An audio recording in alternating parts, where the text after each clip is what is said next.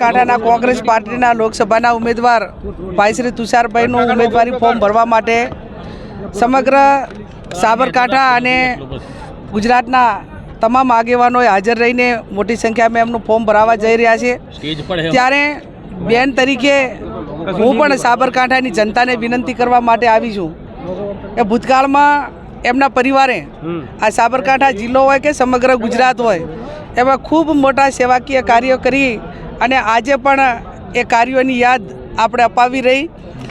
અમરસિંહભાઈ એક એવું નેતૃત્વ હતું કે જેમણે આ જિલ્લા માટે શિક્ષણમાં સૌથી પછાત જિલ્લો હતો એ વખતે અત્યારે અગ્રેસિવ જિલ્લો જો બનાવ્યો હોય તો ક્યાંક ને ક્યાંક એ અમરસિંહભાઈના આશીર્વાદ અને એમના પ્રયત્નો આજે એમના પરિવારમાંથી જ્યારે એમનો દીકરો ચૂંટણી લડે છે ત્યારે કોંગ્રેસ પાર્ટીએ જે કોંગ્રેસે ચૂંટણી ઢંઢેરો આપ્યો છે, ખેડૂતોના પોષણક્ષમ ભાવો હોય, નોકરી માટેની વાત હોય, મોંઘવારી માટેની વાત હોય અને જે લોકલ સમસ્યાઓ હોય એ સમસ્યાઓને ધ્યાનમાં લઈને તુષારભાઈ એ સમગ્ર વિસ્તારમાં જવાના છે।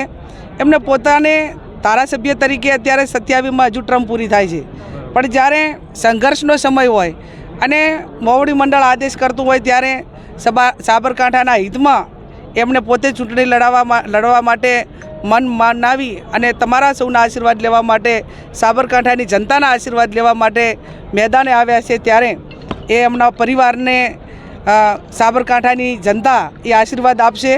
અને બીજું કે આ સંસદ સભ્ય બની જવા માટેની આ ચૂંટણી નથી, આ દેશની લોકશાહી ટકાવી રાખવા માટે।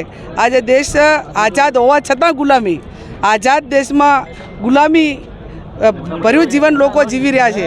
વહીવટી તંત્રનો દુરુપયોગ હોય અને ક્યાંક ને ક્યાંક રોજે રોજ તમે જુઓ છો કે ભારતીય જનતા પાર્ટી સામદામ દંડની ભેદની રાજનીતિ હેઠળ જે કાર્યકરોને હેરાન કરવા માટેના જે પ્રયત્નો છે એ પ્રયત્નોની એ ટકાઈ રહે અને લોકશાહી ટકાઈ રહે એના માટેની આ ચૂંટણી છે। ત્યારે ગઈકાલે મને પ્રશ્ન પૂછ્યો કે બેન ભાવુક કેમ?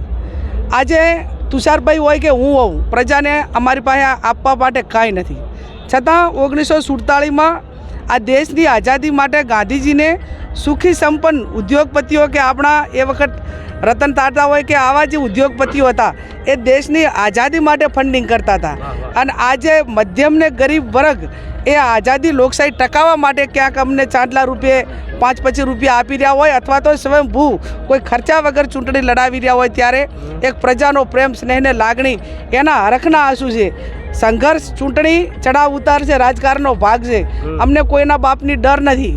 અમે ક્યાંક ઝાંસીની રાણી લક્ષ્મીબાઈ હોય કે વીર ભગતસિંહ હોય એની પ્રેરણાએ ચાલવાનો વારો આવ્યો હોય અમારા લોકોના બચાવ માટે, લોકશાહી બચાવવા માટે કે વહીવટી તંત્ર અન્યાય કરતું હોય તો એમાં પણ અમે ક્યારેય પીછેહટ કરી નથી, પણ અમારા જે આંસુ હોય એ હર્ષના આંસુ હોય। જેનબેન, ભાજપના રાજસ્થાનના સીએમ ભજનલાલને આપના એરિયામાં પ્રચાર કરવા આવવું પડ્યું છે, શું કહેશો? એ ભારતીય જનતા પાર્ટીનો વિષય છે, કોણ આવે જાય એ ચૂંટણીનો ભાગ હોય, લોકશાહીનો ભાગ હોય, બનાસકાંઠા હોય, સાબરકાંઠા હોય, પાટણ હોય કે જે કંઈ આપણા કોંગ્રેસના અમારા કોંગ્રેસના અડીખમ કાર્યકરો છે એ લોકલ લેવલે ભારતીય જનતા પાર્ટી સામે લડવા માટે સક્ષમ છે।